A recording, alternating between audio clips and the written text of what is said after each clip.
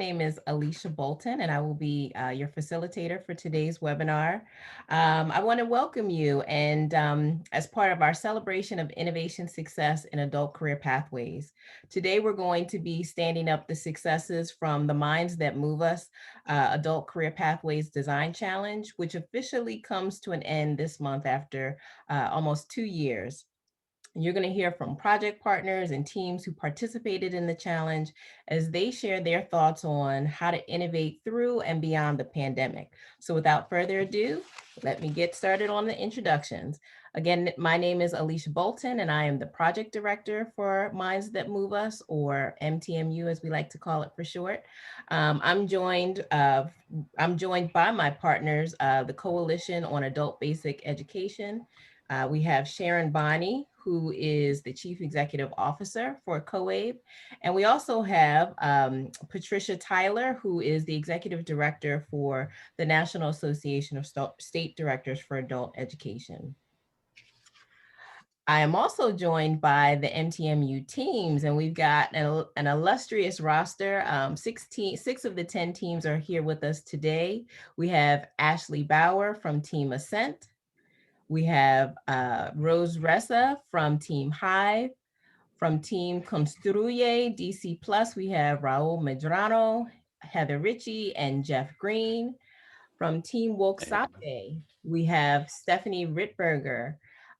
From Team Piece of Cake Bakers, we have Robin Matiso. And then from Team D214 Future Ready, we have Karen Oswald, Teresa Palagi, and Julie Frost. Very quickly before we dive in, I also want to just acknowledge and say thank you to our sponsors, ECMC Foundation and Dollar General Literacy Foundation, for their generous support on the project and the toolkit, which we'll talk a little bit more about in just a moment. I also want to just give a couple quick tips to webinar like a pro. Number one, if you have any questions or comments, please enter them into the chat box. Sharon from COABE will be monitoring, as well as the teams themselves. So we'll try to answer questions as we go along. Sharon mentioned at the top of the webinar to introduce yourself, tell us your name, where you're joining us from, and then just stay engaged. This will be a great dynamic conversation, and we hope that everybody will be able to take away some great tips on how to innovate. So our agenda is pretty straightforward. First, we're going to do a quick recap of the challenge and why we did it. Second, we'll hear from some of the partners and the teams about their successes and challenges and what everybody kind of learned along the way. And then we'll conclude as part of that conversation with how listeners can innovate and apply some of the things that they've heard within their local context. So let's jump in. I'll kick things off with a short video from the Minds That Move Us Pitch Festival. So Francine, if you don't mind playing that clip.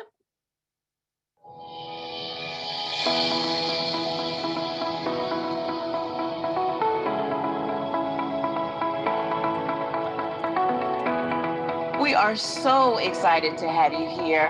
It's going to be a great 2.5 days. The 10 teams that you're going to hear from tomorrow, they've been working tirelessly for almost a year now with the help of a coach, as well as technical assistance from us, to perfect innovative and bold ideas that are going to transform the lives of adults living in their communities.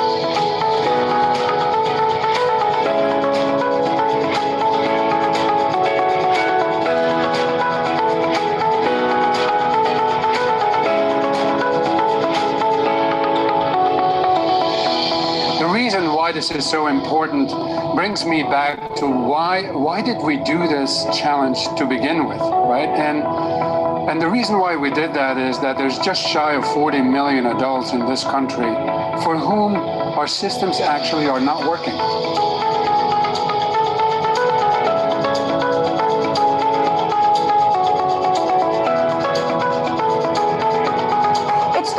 With a group group of more than 115 teams winnowed down to the 10 semi-finalist teams, and by Friday, 3 top teams will emerge, walking away with $100,000 to continue this work. That is an extraordinary investment and mark of approval for all of these folks who've done such great work. So a hearty congratulations to each of the team to have made it to this final stage of this journey.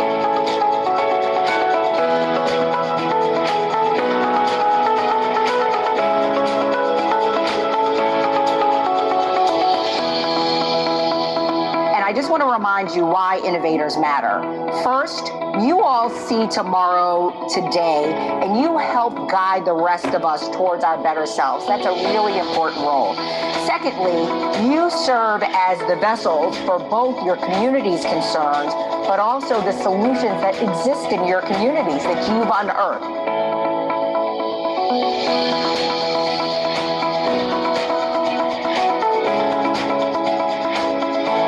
You know, this is an issue that, at least to me, really does feel existential. You know, we ignore it or we move too slowly against it at our peril. And we all know, this is why you all are leaders in the space, why you're here, that the nature of work is changing, and you all are absolutely on the front lines of the shifting landscape.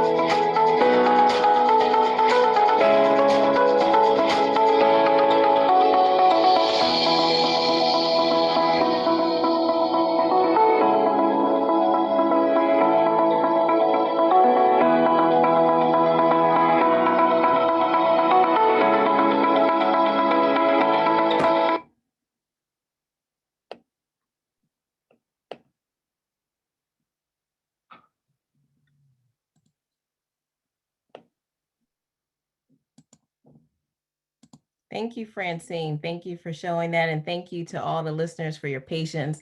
I think at this point through the pandemic, we've all gotten used to our fair share of technology glitches, but you know, we will prevail, right? So as you can see from the video, the challenge was really born out of the need to develop high quality career pathway solutions for low income adults.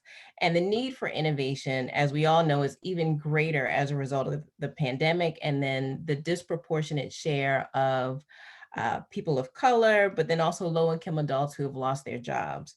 We know from Strata's Viewpoint survey of almost 25,000 adults that today's learners want shorter programs to quickly get better jobs, but they have some doubts about whether that investment will pay off and if they'll succeed.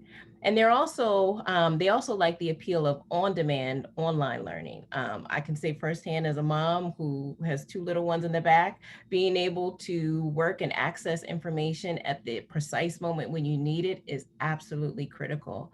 And so Pat, I'd like to turn to you, Pat, if you can turn your camera on.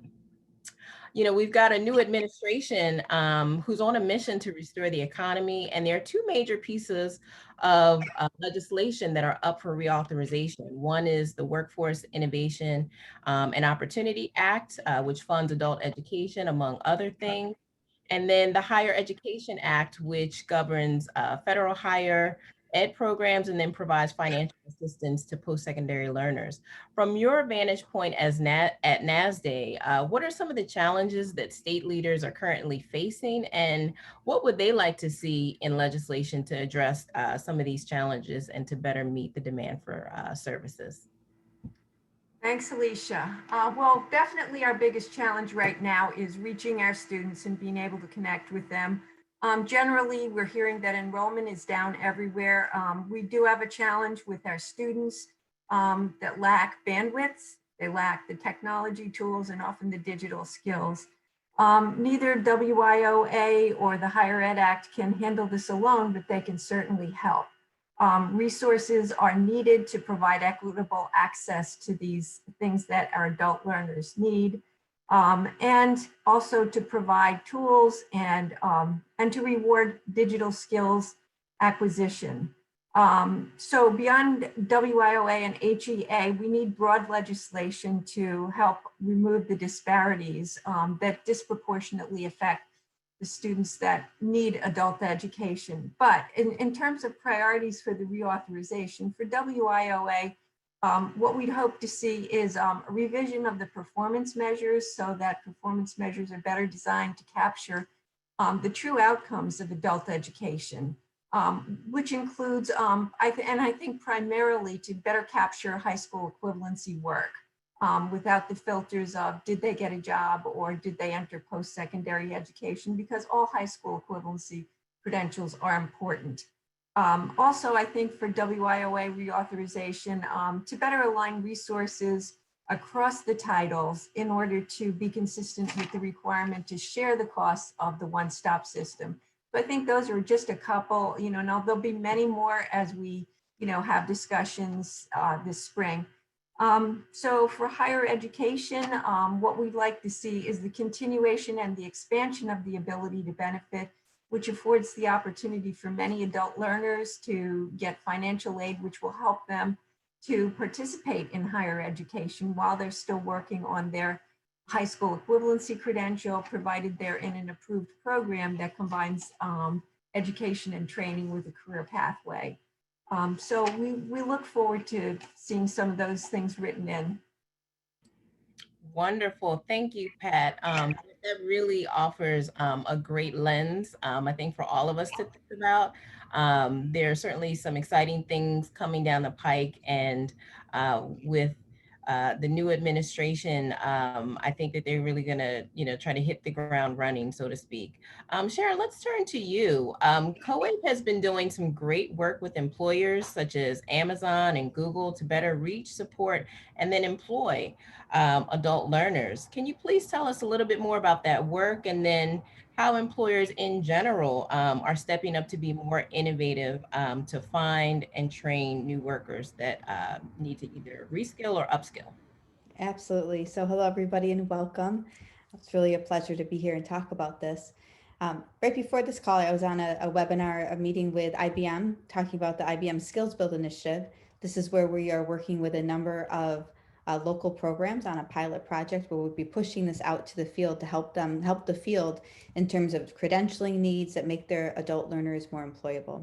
So that's one of the initiatives we're engaged in. We also, of course, as you know, work closely with Google on the Applied Digital Skills Initiative, which is really helping adult learners and teachers to get the online skills that they need so that they can, know how to set up an email address, know how to have an online budget, those sorts of things. But we also have a Behind Every Employer campaign, which is where we work with a number of employers like Dollar General and UniFirst and Prologis and Tyson and many others, really trying to find ways to help these employers work more closely with adult education. That what they're telling us is we want to work with the adult ed sector. We're having a hard time doing it. And adult education, of course, is saying we want to make sure that our adult learners have jobs when they get out of our program. So the idea is to bring the two together and to break down as many barriers as possible. So I would say also just be on the lookout, because in the fall we plan to do a workforce symposium, which will bring together employers and also the adult education sector. And that's going to be generously funded by Google. So that's coming very quickly. It'll be here in the fall. And then I wanted to say one last thing, Alicia. This is not related to workforce, but I just wanted to mention, we heard from Pat that enrollment is down across the nation. I want to encourage you all, go to the Move Ahead at Adult Ed campaign. This is where you will be able to download the tools and resources that you need, and we can help adult learners connect to your program. So just wanted to put in a real quick pitch for that as well. Wonderful. Thank you, Sharon. And I think that you really underscored how important it is to have employers at the table alongside education and adult learners themselves to really bring these innovations to life. I think towards the tail end, we'll, if we have time, we'll come back to dig a little bit deeper into the role that they can play. But this has been really helpful. I think I want to go next to some of the things that we learned from the challenge. There were really three principles that stood out as being really critical for innovation to take place and for the teams to actually have some success. One of the things that you'll hear when we get to the teams and their videos is that they were all able to successfully adapt their programs using technology, building trust with learners, helping learners to overcome self-doubt, which is really which is really quite prominent. And then they were able to bring the right partners and resources to the table to be able to bring their innovations to life. And so, you know, as we thought about putting together the Minds That Move Us toolkit, which can be found on our website, you'll see these three principles: being adaptable, removing barriers, and then maximizing potential highlighted. And again, we'll spend a little bit of time digging into each principle as we talk to each one of the teams. So with that, up first is Piece of Cake Bakers, and we have, again, Robin Matasso from that team. She's the team lead. You know, one of the things that they did that I just thought was so genius really is that they figured out how to use technology to teach baking skills and other life skills to adults with disabilities. So before we jump into questions for Robin, Francine, if you can play their hype video, we would appreciate it. Thank you. Great.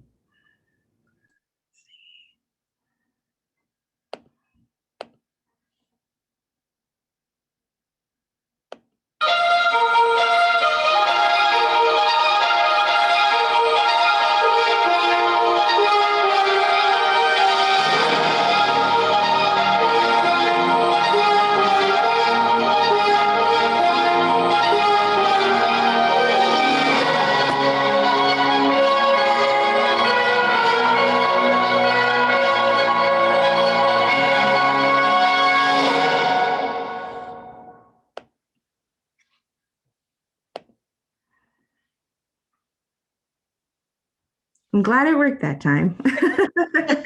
Thank you. Thank you so much. Robin, I'm so glad that you could be here with us for today's conversation.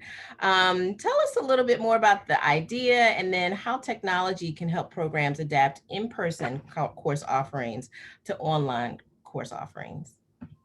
Sure. Thank you for the invitation. Briefly, Piece of Cake Bakers was designed to specifically work with industry and employers to provide instruction for adults with disabilities in the baking field.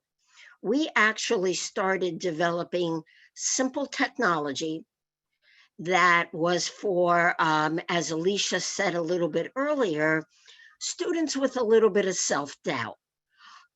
It was originally designed for our guys who were out in the field working, who gave us feedback that they ended up with, oh my gosh, I forgot how to use that equipment, or maybe they didn't remember something, or they had a yearning for their teacher to give them instruction again.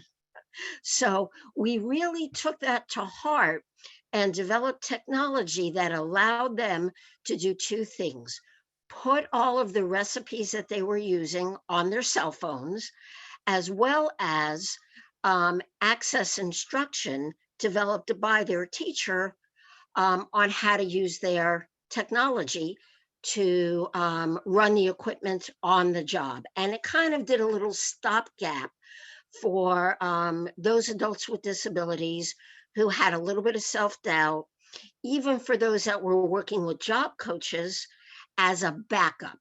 And so we started to develop content for that, and boom, COVID. So that blew up really into how were we going to get folks to be able to do things online that traditionally existed only in a live environment.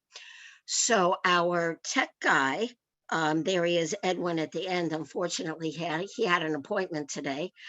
Thank you. I appreciate the pointer. Edwin said, you know what? We could take our simple technology and recipe and put it into augmented reality. And of course, I did not know what that was because I'm an education person and adults with disabilities. Edwin is a tech person, specifically originally from Marvel and Disney. So like he knows that stuff all the time. So he said, it's kind of like Iron Man, if you've ever seen any of the DC movies. So believe it or not, he took his technology And we did this kind of on a dare to be able to take augmented reality technology, and we literally used it in developing an entire system to be able to teach baking with that technology assistance. So we designed it originally for our classroom use, and it actually worked well. And now we're beginning to, as Alicia says, be adaptable and start to use it potentially as a platform for distance learning. For me, the deal was, and I know that all of us tend to think this way when we see technology, it really has to serve the learner. And for us specifically in adults with disabilities, for me, it not only needed to serve the learner who is going to go to work in that context, so the technology in and of itself is not as important as accessing it when you're the learner and having the result. So for us, that was the big thing. And for me, the money shot is we have actually been able to take people who previously really didn't get it and bring them into the arena of adult vocational training, whereas previously they really didn't understand a lot of the training, even though it was specialized training. So for us, the money shot is access. We are, through the technology, being able to bring more and more people into, specifically adults with disabilities, into a skills training arena. No, thank you, Robin. That is a great perspective. And it kind of reminds me of that Lexus commercial that we talked about as we prepared for this, where, you know, there's this augmented reality image, but there's a worker who's able to train and learn the content. And then, you know, at some point, you know, maybe they have to practice in person live in front of, you know, some mentors or, you know, whoever it is that's coaching and teaching them. But this idea that you can use augmented reality as a way to simulate what's, you know, what you would be experiencing in real life. The cost savings from using that type of technology in this context are just, you know, infinite. So I thank you. And for those who want to learn a little bit more about Robin's work and the team of Piece of Cake Bakers, I encourage you to check out the toolkit, which is available on mindsthatmoveus.org. Thank you, Robin, for being here today. Thank you. Next up, we have D214 Future Ready. Here to join us, we have Karen Oswald, Teresa Palagi, and Julie Frost. You know, one of the things that they were able to do, and I think it was super creative, is that they adapted a manufacturing program for high school students to meet the needs of parents of those students and other adults in the community. So before we jump into their questions, if we can roll their video, and then we'll start those.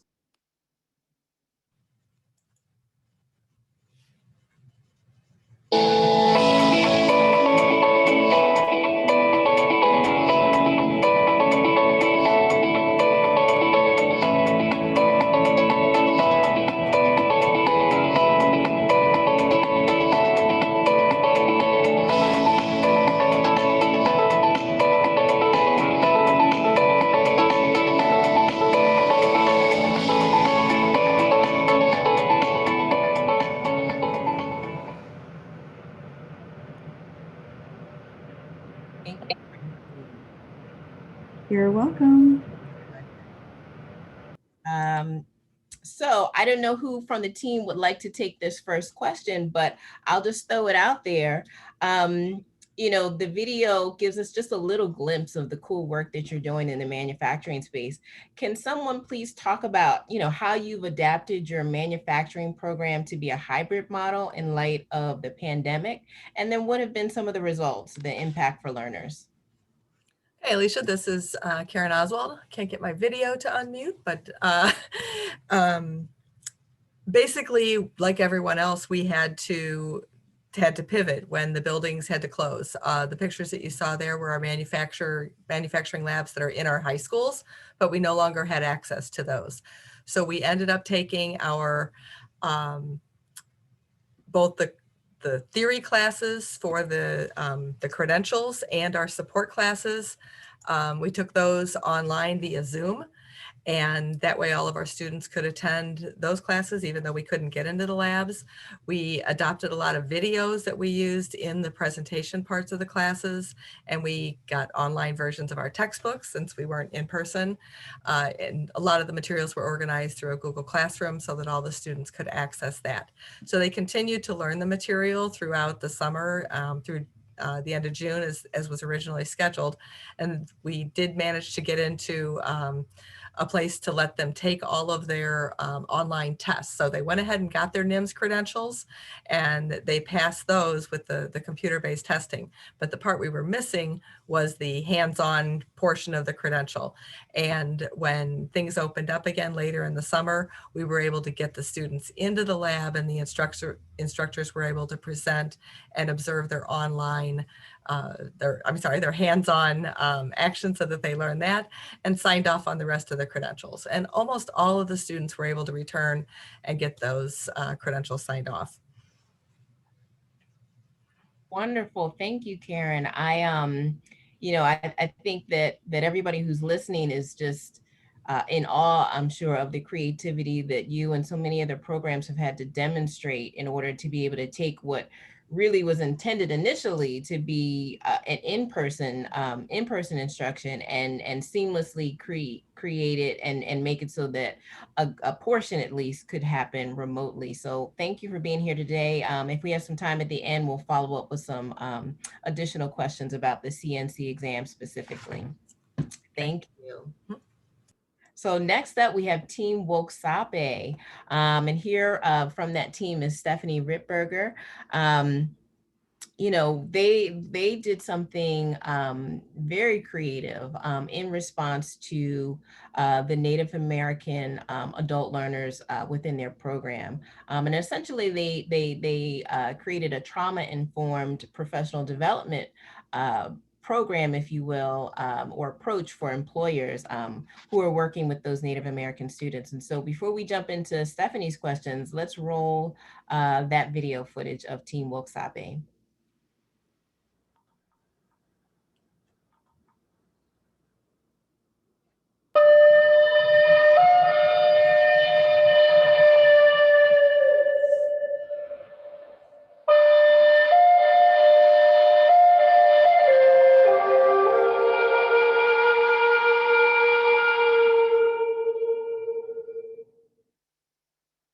It means getting up and showing up, especially when on the days you don't want to. Those are the days you have to.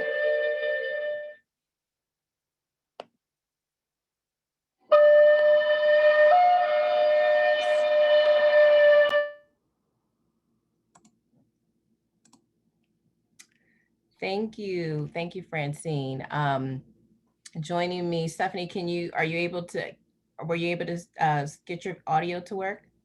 I can get the audio to work, it just won't let me start the video. Okay. It says the host has stopped it, so. Okay, no problem. Maybe we can get that worked out. But in the meantime, every time I see that video, it gives me chills because there's so much history in this country. And certainly there has been a lot of trauma as part of that history. And in the toolkit, we talk about building or removing barriers that prevent learners from starting or finishing a program. But what I thought was so interesting, really across the work of all the teams, is that before those barriers can be removed, trust has to first be established and maintained. So can you talk to us a little bit about how COABE went about building the trust of learners and then also the employers themselves? Sure. So truthfully, building trust is an ongoing process. It just takes a lot of rapport building. And I think some of the best things that happened in regards to that was really in terms of partnership. We got some really excellent expert advice from Tamara Miyasato, who came in and really took a look at our program and helped us to take a look at our classroom management system and gave us some great advice about allowing the students to give us a perspective of their own individual ideas about how things should run, and it was really interesting because when we did that, you thought it was going to change a lot of things, and actually what it did is it just opened up conversation, and it actually all went back to respect. And so it was really interesting to watch that come to fruition. Excellent advice, by the way. And she gave us some other really expert advice in terms of creating a program where the students got to create some rules that were based on their own perspective as Native American learners. And it was great because like our rules in our classroom had Lakota piece written up, and then it was in English, and they were so proud to see their own language in interior of the classroom. And I just think that that was something that was really fulfilling, and that created a lot of trust. And then we started a student advisory board essentially, and those students were involved in the process every step of the way, and they were imperative in saying this has to be a storytelling thing, and we have to take part in this, and we have to be present and be part of it all the way through. And then we also had some great perspective from people that were helping us, Tribal Chairman's Health Board, and especially Patty.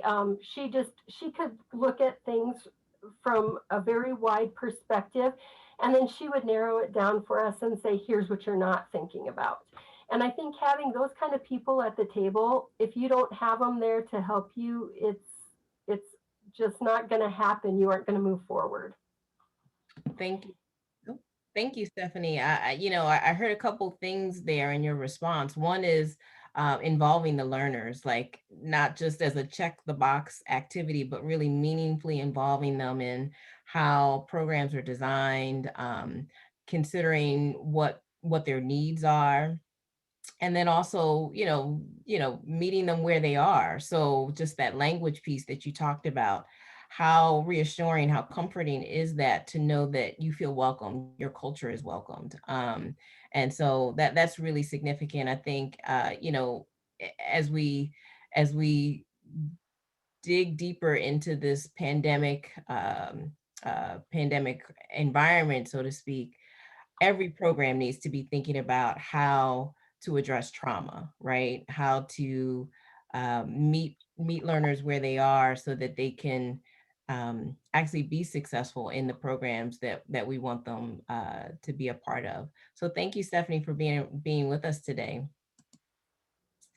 Moving next to Team Hive, we have Rose Reza.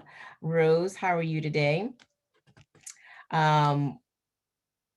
Team Hive, they really took to heart this idea of how to maximize and recombine resources and partners within rural Taos, New Mexico. And they created, or their innovation was to create a one-stop location for learners, working professionals, entrepreneurs, and then support service providers all under one roof.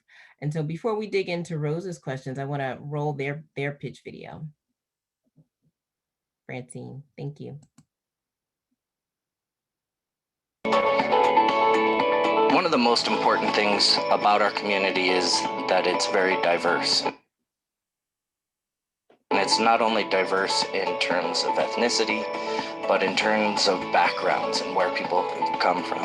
Our mission is really to create pathways out of poverty. It's to really help those for whom traditional education did not work and make sure that we can create a future for people that is truly promising.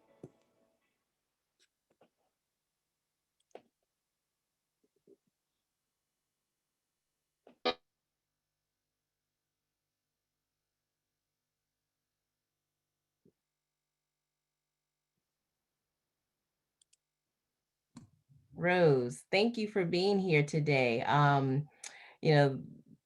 tell us a little bit more about that concept. I know I didn't do it full justice, but tell us about the concept, the goals, and then why this strategy was so critical to helping to create a remote ready workforce in Taos, New Mexico. Well, thank you for allowing me to be here today. It's a great honor.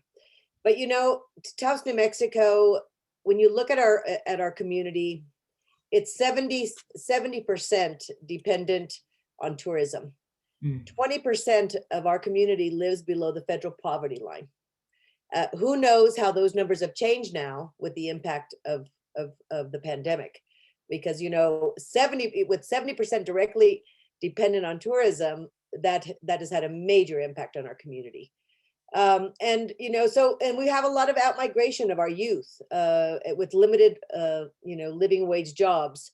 And so we have a need. We have a need to engage. We have an incredible community. And so we thought, you know, when the work started, we said, you know, what is the hub? What is Taos Hive? It's the hub of internet-based vocation and education. So it's founded on 3 principles: education, which is going to really focus on career training and job creation for a digitally skilled workforce; entrepreneurship, a resource center, you know, for tech startups and small businesses; and engagement, an area, a community, a co-working space where that creates a thriving collaborative culture. You know, the educational aspect of Hive is focused on the IET program, you know, teaching 3 things at the same time: career skills, academics, and professional skills. And we are getting ready to open the hub now in this year. But in the planning stages, when we were hit with the pandemic, we saw you know, all of the gaps that we have been faced with as communities throughout the United States really became amplified when this pandemic hit. You know, when you have 30% of your grandparents raising your students in our community, you know, what do we need to do to empower them with the tools to help them in their day-to-day educational online world that we're all living on right now? So we quickly focused on developing online readiness classes, digital fluency classes, computer fundamentals, which, by the way, my mom signed up for that. and so because there's a need. From an entrepreneurial perspective, you know, it's we really have had to look at how, you know, where are we at versus a website, social media skills, digital platforming skills. You know, it is a huge educational opportunity to empower both our entrepreneurs and our students. So we're really excited, and things are going extremely well. You know, one area that we focused on, you know, having the opportunity to go through this in-depth training with the Minds That Move Us event and program really gave us tools to really kind of look at, you know, what are the direct drivers of change. And I mentioned to you the other day, we were welcome. We were awarded the opportunity to be a part of the Rural Innovation Initiative cohort, the CORE group. And so right now, UNM Taos Hive is amongst 18 rural cohorts in the United States. And we're really focusing on the direct drivers of economic development. So what are those direct drivers? You know, it's digital workforce development, which we're all talking about today, and access to digital jobs. You know, what are those pathways? Because you can make a living wage, but it's understanding the educational pathways of development that must be created to make those jobs attainable to our communities.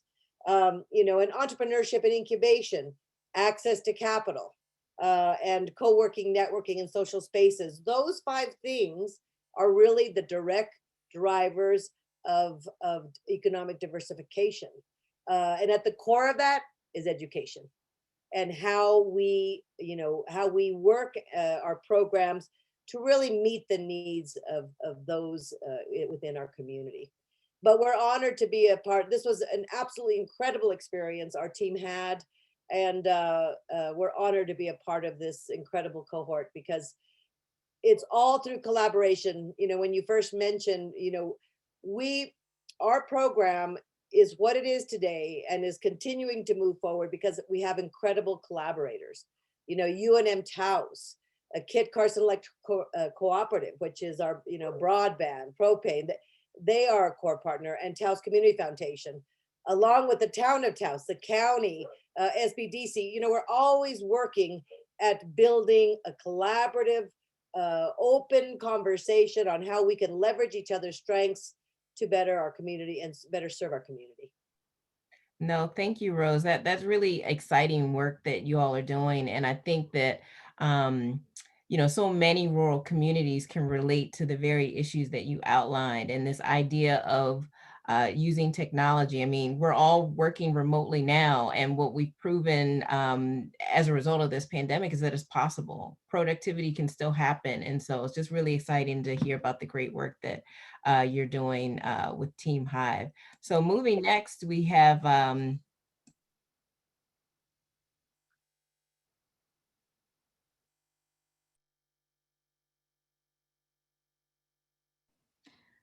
can you hear me? I'm sorry. Now we can. Okay. What I was saying is, thank you to Team Hive. You're doing some really exciting work that I think all rural communities can relate to in terms of the issues and the strategies that you're using to make sure that they too can participate in this digital economy that we live in. So joining us next is Team Ascent. We have Ashley Bauer, who is here to represent the team. And one of the cool things that they focus their innovation on is around how to help learners build their social capital. It's something that many of us think about just naturally in terms of networking and, marketing yourself just the right way to get that right job. But they really carve that out as an area of focus so that students themselves have the relationships and then the confidence necessary to succeed in and beyond the program. So before we jump into Ashley's questions, Francine, if you can roll their video, thank you.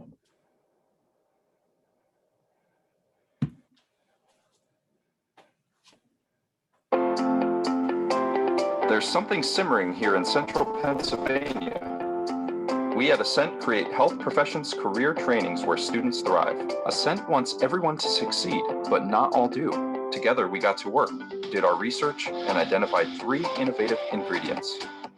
A new health professions career pathway emerged, one which enables more students to feel that they, too, belong to success.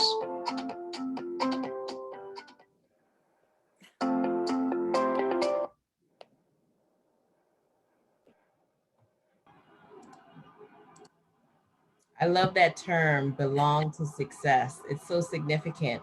So Ashley, let's jump into your question. Ascent enlisted the help of students to provide supports to other students. And in that sense, Ascent has rethought how to utilize the most precious resource of all, which is the student learner themselves, to ensure program success. Can you talk a little bit more about the things that you're up to and why helping students to build their social capital was so critical? Sure. Thanks so much for having me here today. But I think it's undeniable that personal connections open doors to new opportunities. So I think it's really important that we talked originally about we're very rural Pennsylvania. We have multiple programs. We have a lot of adult ed programs. We have an LPN program, and we kind of got together and had the same problem. And that problem was our students weren't coming to class and they weren't engaged and there was no connection there. So success hinges from the networks that we create. Low-income adult learners are at a distinct disadvantage. So when you talk about social capital, I think that most people don't even know what social capital is. I actually read a book, I think Alicia, you asked me last week what that book was. Well, it's Who You Know by Fisher Freeland, I can't talk. But I think that book really opened me up to what social capital really is. But basically it's network, soft skills, and knowledge that we're gonna give our students. Because especially in a rural area, sometimes our students feel isolated, disconnected, and confused. And these barriers can seem so insurmountable that they don't know how to keep going on that career pathway. So basically, we started this text messaging platform, and it's a text messaging platform called Signalvine. So we just have a little waiver that students sign, and after they sign this waiver, I put them in the database system, and then you can schedule text messages to go to the different programs. So we have like an adult ed program, we have a watch program, which is a grant program, and then we have the LPN program where I teach.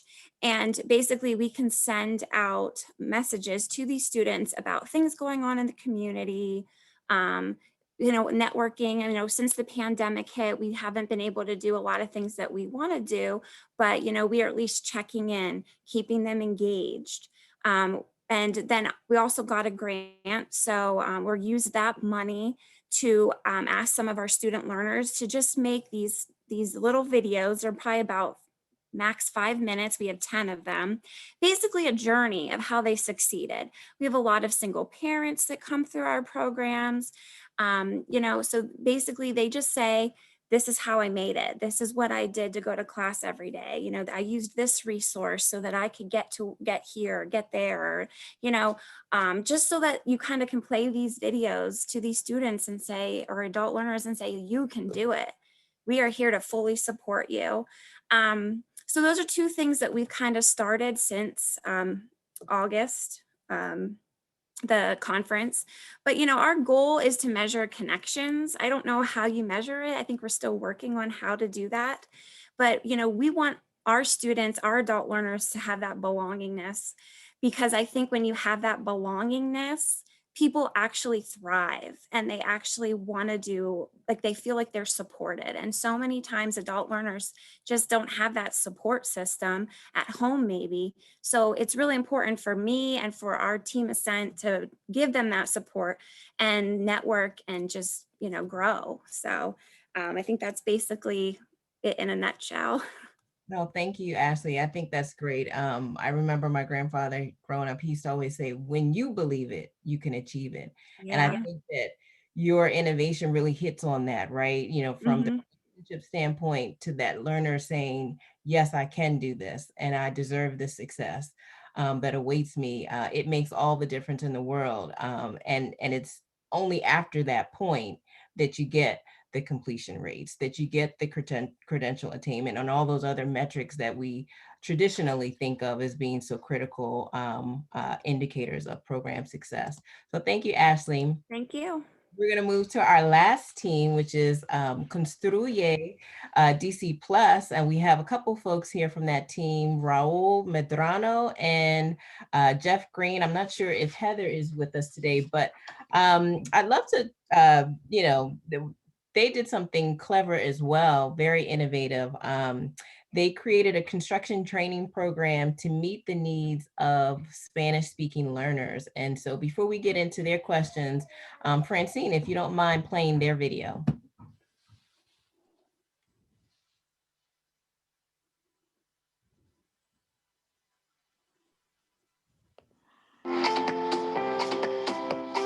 I think our team's passion stems from the mission of our school, which is to enable the adult immigrants to reach their dreams and strengthen our community and our economy at the same time. My dad immigrated to this country from Honduras at the age of 35 and immediately got into the construction industry. And through entering the industry, he was able to achieve his American dream.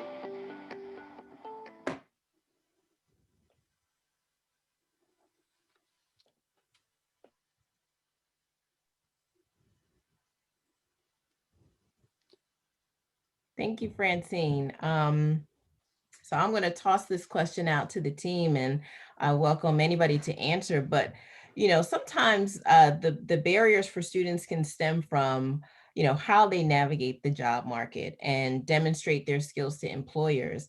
And I think that, Construye, you're doing some really cool work around helping students to understand not only what career opportunities exist, but how to market yourself successfully to pursue those opportunities. Can someone please tell us a little bit more about this work? You know, what are some of the things you're doing with the learners specifically, and why is it so critical to program success?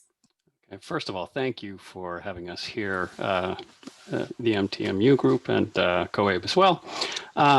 Well, we are now in our second cohort. We have a school of over 2,000 students, but we're doing a pilot program. This is our second group of 17 participants. And as you said, this is a bilingual Spanish-English construction program. And so one of the barriers that these students face is a simple awareness of the pathways that are available to them. These aren't always made explicit to them, and even though they're working in the industry, they may not be oriented to what is available. So one of the projects that the students undertook was to do a comparative pathway study. And so they do various kinds of research to envision themselves working their way down these pathways, including 2 timelines that show, you know, who they were, who they are, and who they plan to be. So part of this was inviting people from the industry to come and speak with us. So the students, you know, investigated these pathways. You know, could be skilled trades like being a plumber, or being an electrician, or it could be part of leadership like being a foreman or a superintendent or a project manager. And we invited people from the industry that were connected to our programs to come in and be panelists in a discussion. The students wrote these questions, and then we had breakout rooms where it was kind of like a virtual job fair. And this was valuable to the students because it sort of begins this conversation and about the importance of professional networks that was brought in before. I would just like to add to what Jeffrey was saying, and that is we developed early on the affinity support group, our community partners, and one happened to be the DC Hispanic Contractors Association. And so through that group of entrepreneurs, they have a vested interest in our program because we're a feeder into a lot of these businesses, the general contractors that are in the area. And as Jeffrey was saying, you know, we had a recent success story with one of the invited guests, one of the companies called Green Construction, early supporter of our program, and he hired 2 of our participants just within the last week or so. He had an immediate need of 3 openings, and I think we showcased maybe 3 or 4 candidates. I'm not too sure, but I know 2 were contracted right off the bat. But a lot of it came through the preparation that Jeffrey provided for them in the class and going through that thought process. No, that's wonderful. Thank you both. And I think it's all the more impressive that you were able to do that virtually, right? You mentioned, Jeff, using the breakout rooms and being able to create almost like a virtual career fair. And I think it's that type of creativity and adaptability that, you know, really it makes a difference, right? As we think about adapting to the pandemic. I know we're just about at time, and there are some questions that are coming in. Sharon, I think we maybe have time for 1 or 2. Can you pick out what you think will be the most applicable to all the listeners and then direct it to the appropriate person? Thank you, Jeff and Raul. I appreciate you being here. Thank you. Lisa, this is Michelle from COABE. How are you? I'm good. Good. So a lot of people are looking really for the information on the videos, also the contact information of the program and presenter, which we will follow up with after the webinar, usually within 24 hours. So I do know we had a specific question for Ascent. They want to know what the name of the text messaging service that they use was. Sure, that's oh, go ahead, Ashley. Yeah, it's Signalvine. I forget it. You have to pay per how many people you're going to be texting, and then we don't have. I think our programs total about 500 right now, total users, and then you can send an unlimited amount of text messages.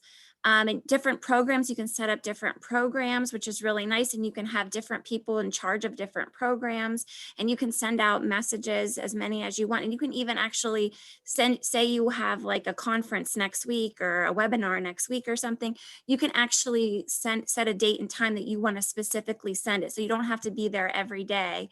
And then they can respond back to the text messages, and then you can kind of nudge them that way. Thank you, Ashley. Do we have time for one short question? And then I'll close out. Yes, go right ahead. There is one that says, can you have the panelists discuss the scale of their programs, exactly who they're serving, like the demographics and number served? I don't know if that's a small question, but. Well, you know what I will say is, and maybe I'll just segue into a couple things that we're hoping listeners to do. I mean, there was not nearly enough time to really dig deeply into every innovation. So what I encourage everybody to do is to visit our website, which is here on the slide, and then also the toolkit, which you can find on our website. And there you'll be able to learn. I don't know that I have your Gmail there. Level about Could you text it? You'll be able to access the content, the contact information for every team lead, and then you'll also be able to see the full pitches. So we just showed you the first 30 seconds, but the full 3-minute pitch that they gave at the festival back in August 2019 is available. And then finally, we would just encourage everybody to reach out to the team. So we will be making this PowerPoint deck available, but if you click on these hyperlinks, you'll also get directed to each team lead.